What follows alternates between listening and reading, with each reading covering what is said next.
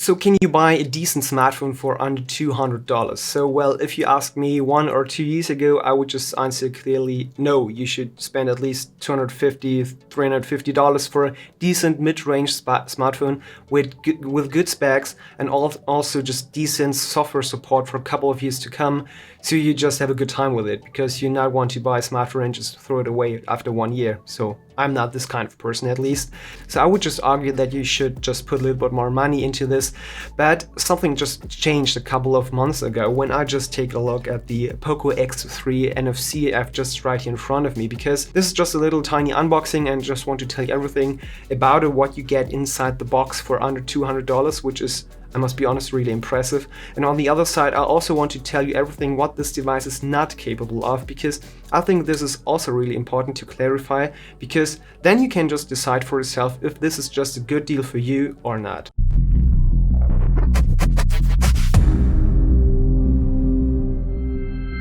Here we go, and welcome to the Idea of Technology. My name is Michael, and today it's all about the Poco X3 NFC. So no one really knows why the NFC is in the name, because yes, the device is coming with NFC, but on the other side, there's no version without NFC, so you can just name it Poco X3 and the name would be just way shorter and smaller and better and everything, but it's not. So it's the Poco X3 NFC, and I will just say it every damn time in this video because it's in the name and it's really important. So the Poco X3 NFC, and I just want to make a little unboxing about it, tell you everything about it, and also just tell you right away what this device is not capable of. By the way, a complete review is coming to this channel as well, so get subscribed if you want to see the complete review. And if you want to see an unboxing of this little box here right in front of me without me talking and tell you all these awesome things, I've also made an ASMR unboxing version because I had a lot of fun with it. You can just watch up here with the link here or down in the video description if you want to. So a little ASMR unboxing because it's just funny. So what do we got here right in front of us is the Poco X3 NFC in the cobalt blue color, which I just really like because I think smartphones can have some cool and decent colors. Also just a little interesting trend in the last year that they get more shiny and more stylish and not this basic silver, basic black that you get always on all the smartphones. You also get 6 GB of RAM, which is just really a lot. Okay, back in the days, my OnePlus 3T also had 6 gigs, but this was just complete overkill, flagship killer back in the days, and also coming with 64 gigs of RAM. Storage, which is okay, but if you can think about how hard it was a couple of years ago to get decent amount of basic storage, 64 gigs is for me enough, and I can get all my videos and all my photos onto this. If you really want to 128 gigs, you can absolutely do so, but I don't think you just need it because this is the absolutely deal breaker here. Okay, so now finally I will unbox it, and at the same time I will just tell you what this device is not capable of, because I can show you a complete list of really awesome specs and awesome things this device just can do for under $200, but I think it's also important to talk about what's not capable of doing for under $200. Come on! Okay, the first thing obviously is having a box that's easy to unbox.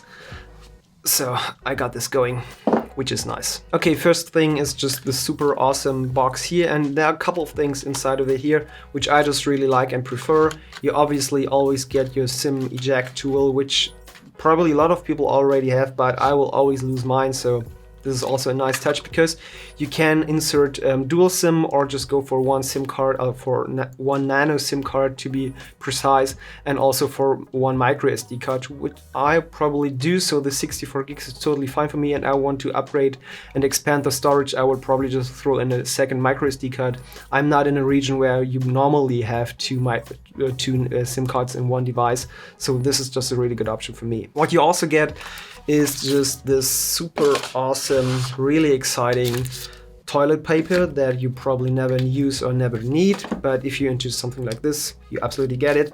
And you will also get, and this is a nice touch even for a budget-friendly phone for under $200, you get a case. You get probably the worst case you can ever buy, and you probably never buy for yourself. It's just this clear plastic or rubber.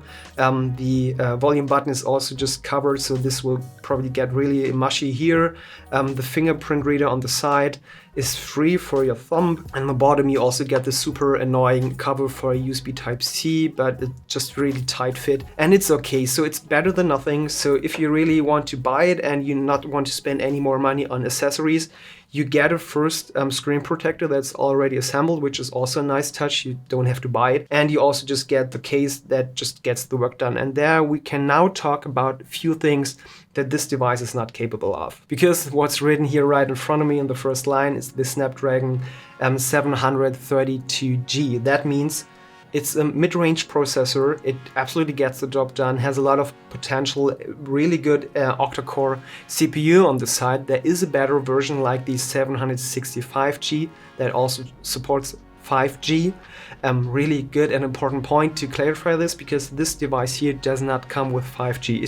If this is important for you in 2021, you should not get this device. There are other budget-friendly solutions that probably just cost $50 or $80 more, but comes with 5G and some other specs, obviously. This CPU or this SoC does not come with support, and there's no separated modem that supports 5G. So no support on this side. You should just get one of the other 700 line, or just go to a more higher spec flagship phone with 800 SoC in it, maybe like the 888 that's now coming with the next flagships in this year.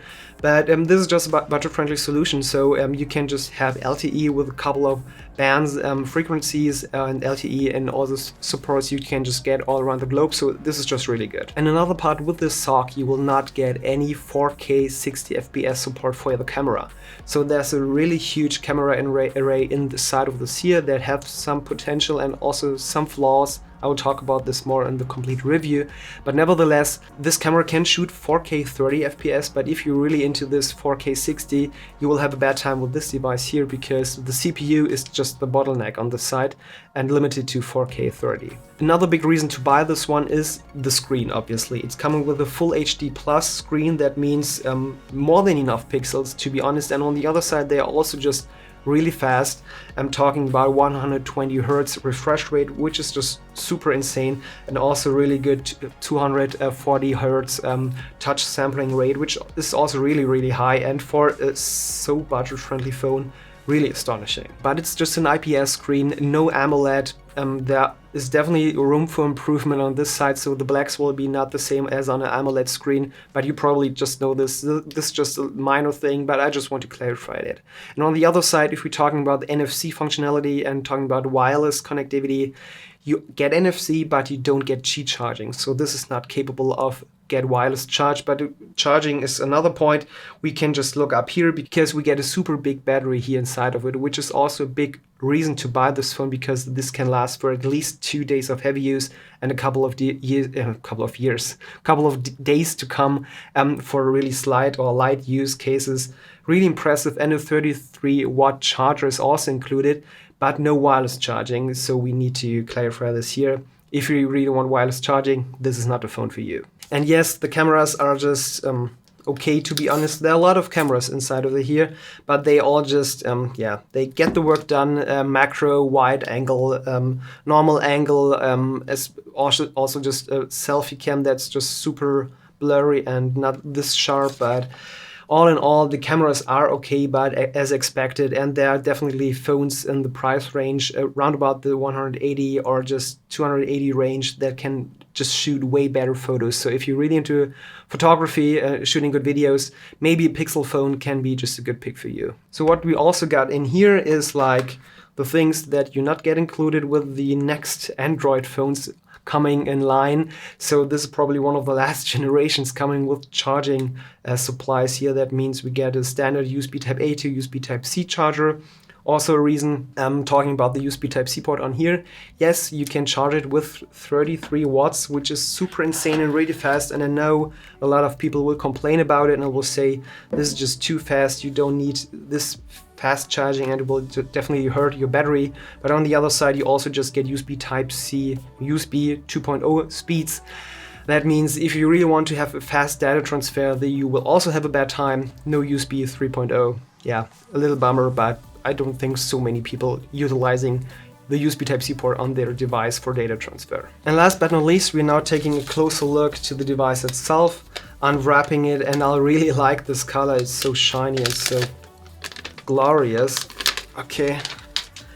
And yep, that's it. It's just really blue, really interesting. The camera array, okay, you really need to like it because as you can see, the bump here, it's just really huge.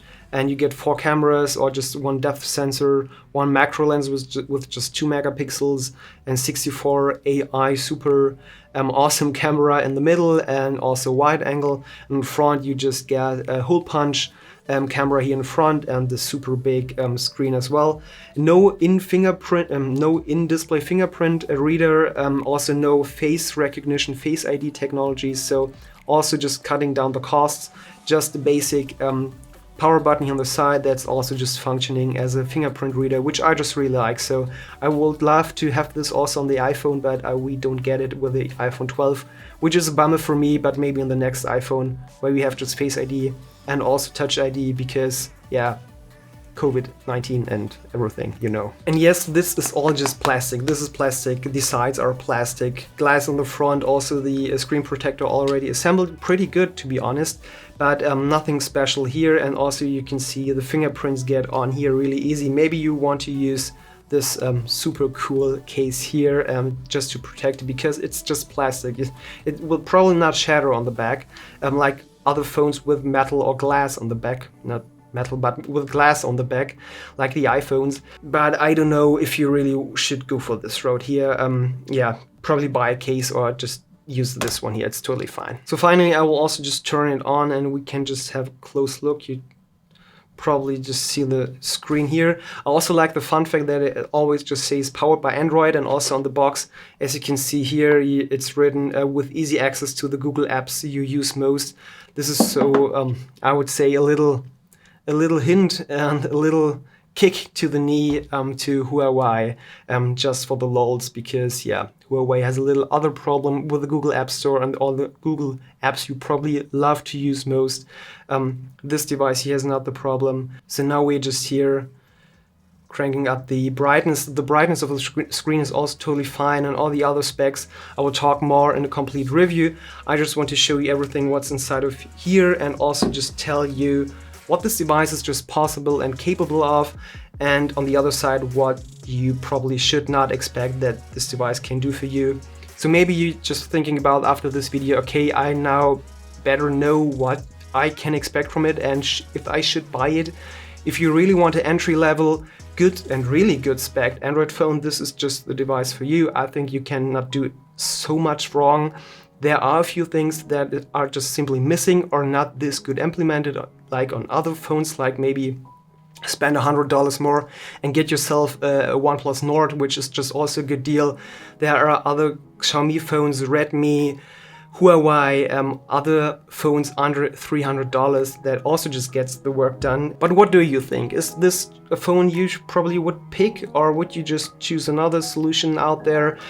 Just leave me a comment down and tell me what is your honest opinion about it. And if you disliked this video, you know what to do. But if you liked it, hit like down there, get subscribed, and enable the notifications with the bell icon so you won't miss any future video of the idea of technology. And I just want to say thank you very much for watching. Have a great day. Bye.